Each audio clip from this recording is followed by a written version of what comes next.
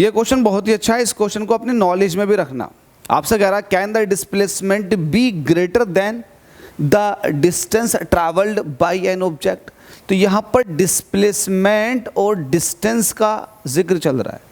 आपको डेफिनेशंस तो पता होगी क्योंकि चैप्टर पूरा का पूरा पढ़ाया हुआ है, मेरा न्यूमेरिकल सारे कराए हुए हैं। अब वेरी शॉर्ट क्वेश्चन कर रहे हैं क्योंकि ये वाला पोर्शन बचा हुआ है, बच्चे यहीं आ गए डाउट में रहते हैं। इसके बाद हॉट्स हैं, हायर ऑर्डर थिंकिंग, सारे क्वेश्चन लगा देंगे, फिर आपके सारे क्वेश्चंस हो जाएंगे, पूरे में से पूरे मार्क्स आ जाएंगे। ध्यान देना, क्वेश्चन पूछा है क्या डिस्टेंस जो है, डिस्प्लेसमेंट के रिस्पेक्ट में बात करते हैं, क्या डिस्प्लेसमेंट डिस्टेंस से बड़ा हो सकता है?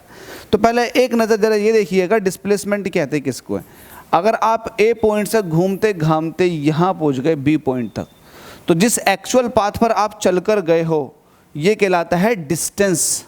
क्या कहलाता है? डिस्टेंस। फिर डिस्प्लेसमेंट क्या होगा? डिस्प्लेसमेंट होता है कि इनिशियल पोजीशन के मुकाबले में फाइनल पोजीशन कहाँ है ऑब्जेक्ट की, तो ये शॉर्टेस्ट पाथ कहलाता है डिस्प्लेसमेंट। तो ये डिस्प्लेसमेंट है और ये वाला पोर्शन हो गया डिस्टेंस का, येलो वाला डिस्टेंस। अब मुझे एक बात बताओ, ये डिस्टेंस बड़ी हो गई या डिस्प्लेसमेंट बड़ा हो गया? तो आप कहोगे सर कॉमन सेंस की बात है, डिस्टेंस बड़ी हो गई। एक केस आपके सामने ये बना, दूसरा केस ये बना कि आप यहाँ से यहाँ तक गए, ए से बी तक गए।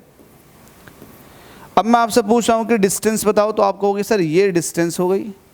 मैं कहूँगा डिस्प्लेसमेंट बताओ, तो आप कहोगे ये ही डिस्प्लेसमेंट हो गया। तो इस केस में डिस्टेंस वो डिस्प्लेसमेंट के बराबर हो गई। अच्छा, इस वाले केस को थोड़ा सा इलैबोरेट करोगे तो आप कहोगे सर डिस्टेंस जो है, डिस्टेंस वो बड़ी हो गई डिस्प्लेसमेंट से। बात ठीक है, डिस्टेंस डिस्प्लेसमेंट से बड़ी हो गई, इसमें डिस्टेंस डिस्प्लेसमेंट के बराबर हो गई। इनके अलावा आप कोई सभी केस ले लो, आपको डिस्टेंस बड़ी मिलेगी डिस्प्लेसमेंट के मुकाबले में। तो यहाँ से एक चीज़ सीखने के लिए मिलेगी, डिस्टेंस जो है, डिस्टेंस वो डिस्प्लेसमेंट से बड़ी होती है या फिर बराबर होती है, कभी छोटी नहीं हो सकती। डिस्प्लेसमेंट वेक्टर क्वांटिटी है, तो ये जीरो भी हो सकता है, निगेटिव भी हो सकता है और ये पॉजिटिव भी हो सकता है, लेकिन डिस्टेंस हमेशा पॉजिटिव होती है। तो ऑलवेज की अगर बात करोगे तो डिस्टेंस हमेशा डिस्प्लेसमेंट से बड़ी होती है। तो सवाल यही पूछ रहा था can the displacement be greater? नहीं भाई, डिस्प्लेसमेंट हो ही नहीं सकता। ये दो एग्जाम्पल आप बना के दिखा देना। When a body moves in a straight line, then distance is always equal to the displacement. But when a body moves on a zigzag path or है ना नॉन स्ट्रेट लाइन पाथ, तो आप कह सकते हो वहाँ पर डिस्टेंस जो होगी वो ज़्यादा हो जाएगी डिस्प्लेसमेंट के मुकाबले में।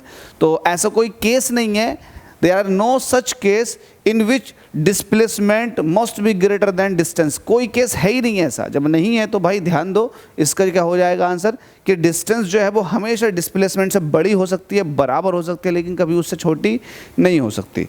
ध्यान देना, नॉलेजेबल क्वेश्चन है, अच्छे से इसको प्रैक्टिस में लो।